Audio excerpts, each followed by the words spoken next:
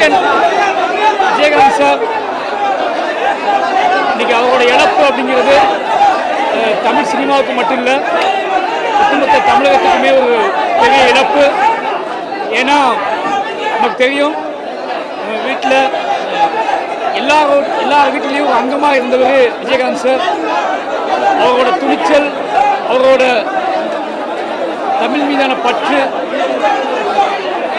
அவரோட உற்சாகம், அடுத்த தலைமுறையை அவர் நடத்தின விதம் எல்லாத்துலேயுமே கேப்டன் விஜயகாந்தை பற்றி நமக்கு தெரியும். இன்னைக்கு அவரை இழந்து வாழக்கூடிய அவரோட கழக உடம்புகளுக்கும்,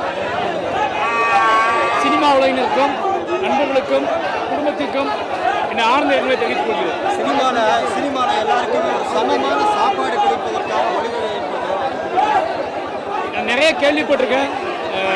விஜயகாந்த் சாரை பற்றி, கேப்டனை பற்றி யார் பேசினாலும் அவர் மற்றவங்ககிட்ட எப்படி நடந்துக்குவார் அப்படிங்கிற பற்றி தான் பேசுவாங்க. குறிப்பாக சென்னையில் வர எல்லாரும் சந்திக்கிற பிரச்சனை இவங்களோட சாப்பாடு தான்.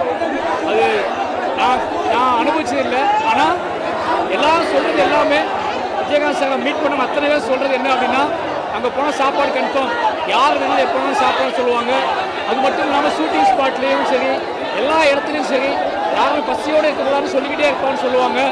அப்பேற்பட்ட ஒரு மனிதரை அவர் இன்னும் சினிமாவோட சம்மந்தப்பட்டே நிறைய நாள் இருந்திருந்தார். நானும் வந்ததுக்கப்புறம் அவர் ரொம்ப மிஸ் பண்ணேன்.